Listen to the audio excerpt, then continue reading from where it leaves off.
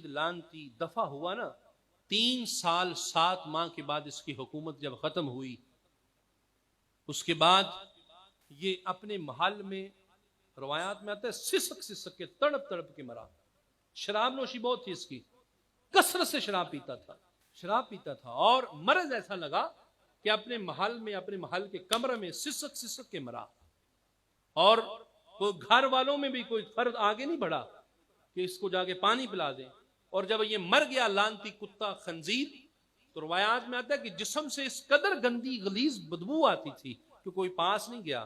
اسے اٹھایا گیا اور وہی دمشق کے قبرستان میں ایک جگہ رکھ کے اس کے اوپر مٹی ڈال دی گئی.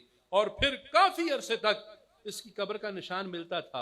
اور لوگ جب عاشقان اہل بیت کربلا میں جاتے تھے نا، تو لوگ اس کی قبر پہ پتھر مارتے تھے.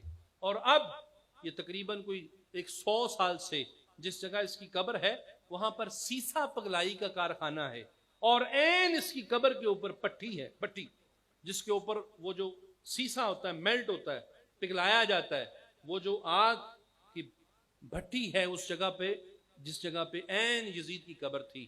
اور پھر روایات میں آتا ہے قبلہ کہ مختار سقفی جو ان دنوں جب یہ واقعہ ہوا قید تھے ابن زیاد کی جیل میں، اور مختار سقفی جب آزاد ہوئے انہوں نے اپنی پوری سپاہ تیار کی اور یہ اعلان کیا کہ جتنے بھی یزیدی فوجی تھے امام حسین علیہ السلام کے قتل میں جو جس طرح بھی شامل تھا، ان کے گھروں کو نشان لگائے جائیں اور ان کے گھروں کو مسمار کیا جائے، گرایا جائے.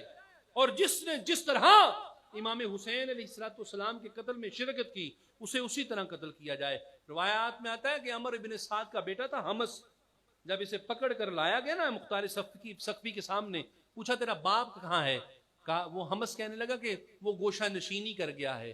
تو مختار سقفی نے کہا شرم نہیں آتی اسے؟ اب گوشہ نشینی کر گیا ہے؟ نواسہ رسول کو قتل کرنے کے بعد اسے گوشہ نشینی یاد آئی اور حمس کو پکڑا گیا. 18 سال کا بیٹا تھا. کہا فوجیوں کو بھیجا کہ جاؤ لے کے آؤ عمر بن سعد کو. عمر بن سعد کو پکڑا گیا، لایا گیا. فرمایا لعنتی بتا کن ہاتھوں سے تو نے تیر پھینکا تھا اہل بیت کے خیموں کی طرف؟ تو سر نیچے کر لیا. فرمایا اب شرم ساری کیا؟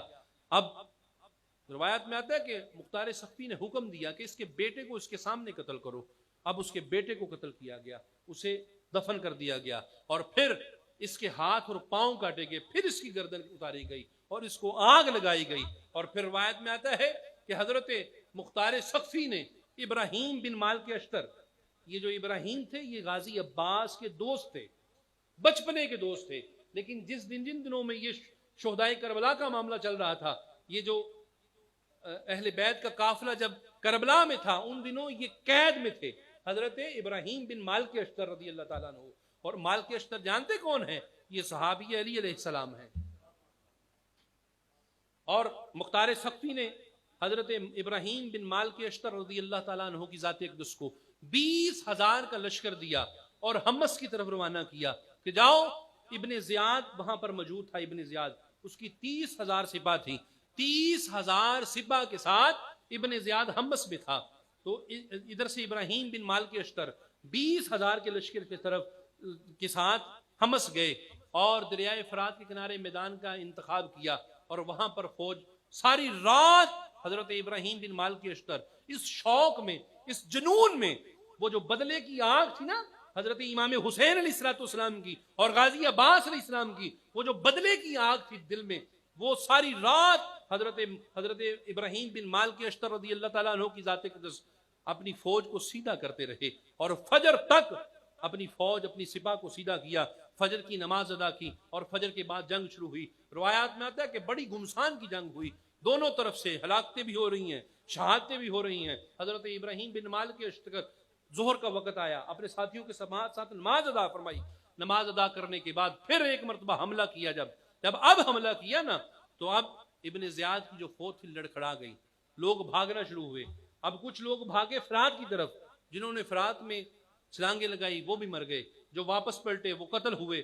روایات میں آتا ہے کہ ابن زیاد کی فوج کا جو سپاہ سالار تھا شرحیل ابن زر الکلاہ، یہ لعنتی بڑا طاقتور تھا، اپنے وقت کا مشہور پہلوان تھا.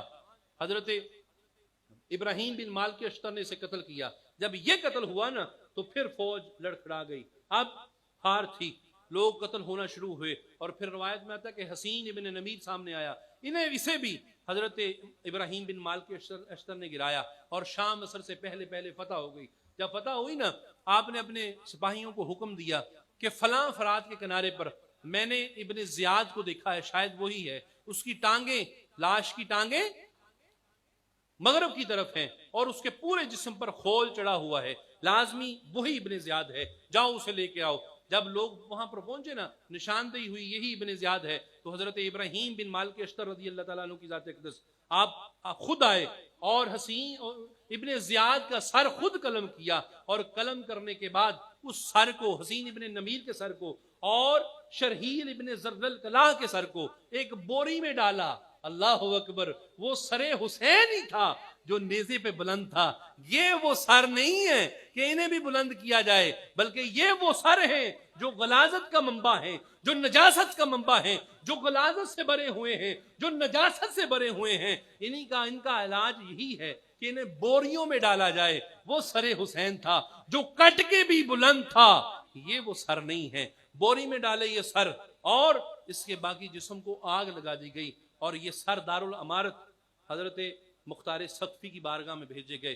کوفہ میں جب یہ سر گئے نا، جس جگہ 6 سال پہلے ابن زیاد بیٹھا تھا اور سامنے سر حسین تھا، اور یہ ظالم سر حسین علیہ السلام کی توہین کر رہا تھا، آج اسی جگہ حسین کا غلام بیٹھا ہے، مختار سقفی بیٹھے ہوئے ہیں، اور سامنے اس لانتی کا سر اور باقی ظالموں کے سر ہیں۔ اب مختار سقفی اپنے تخت سے اٹھے، یہ جو دارالامارت کی کرسی تھی، اٹھے اور سر کے پاس آئے اور فرمایا، لانتی، کل اسی جگہ بیٹھ کے میرے امام کے سر کی توہین کرتا تھا نا۔ اب مختار سقفی نے اپنی جوتی اتاری، اور جوتی اتارنے کے بعد ابن زیاد کے سر میں جوتیاں مارنی شروع کی، اور لوگوں کو بلانا شروع کیا کہ آؤ دشمنان اہل بیت کا حال دیکھو، تماشا دیکھو۔ 3 دن تک یہ تماشا دیکھا گیا، لوگ آتے تھے، جوتیاں مارتے تھے، اور ایک روایت میں آتا ہے کہ 3 دن تک لوگوں نے دیکھا کہ ابن زیاد کے سر کے پاس ایک سانپ نمودار ہوا، ازدہا۔ اب وہ جو سانپ تھا ابن زیاد کے نتنوں سے اندر جاتا اور منہ سے خارج ہوتا، اور منہ سے داخل ہوتا اور نتنوں سے خارج ہوتا۔ 3 دن تک اللہ تعالیٰ کی طرف سے یہ عذاب رہا ابن زیاد کے سر پر، جو لوگوں نے دیکھا۔ اور پھر مختار سقفی نے یہ سر حضرت امام زین العابدین کی بارگاہ میں بھیجے۔ مولا، آپ کے بابا کے قتل کا بدلہ تو نہیں لے سکا، لیکن یہ ہلکا سا میں نے کوشش کی تھوڑی سی، اسے قبول فرما لیجئے۔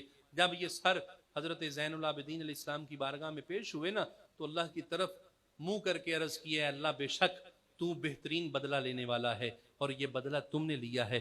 دوستان محترم، بہت لمبی چوڑی گفتگو ہے، اور روایات میں آتا ہے کہ جتنے مختار سقفی اور محمد بن حنفیہ نے سپاہی یزید قتل کر سکے قتل کی، اور جو باقی بچتے تھے، لوگ کہتے ہیں، اہل عراق لکھتے ہیں کہ جو باقی بچے، ان کے ساتھ جو قدرت نے انتقام لیا وہ اس سے بھی برا تھا۔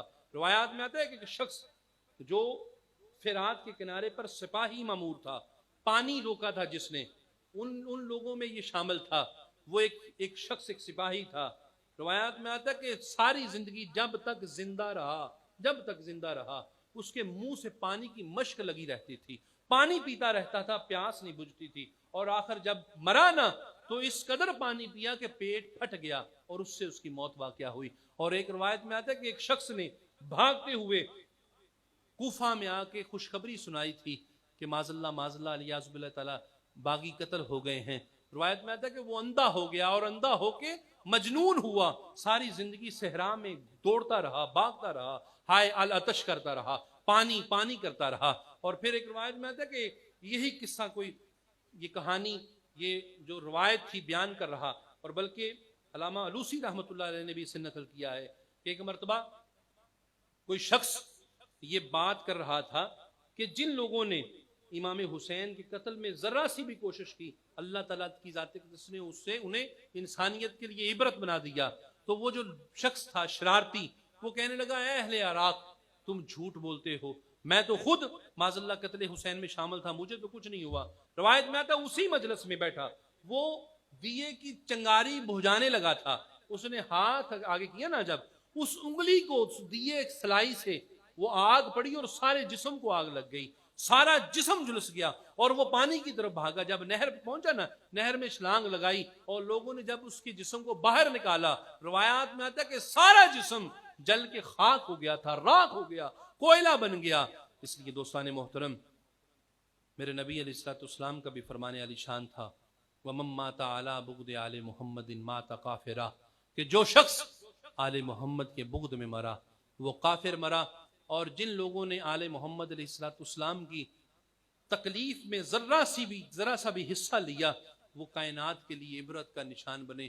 اللہ پاک کی بارگاہ عالیہ میں عرض ہے کہ اللہ پاک ہم سب کو حقیقی معنوں میں آل رسول صلی اللہ علیہ وسلم کا احترام کرنے کی توفیق عطا فرمائے۔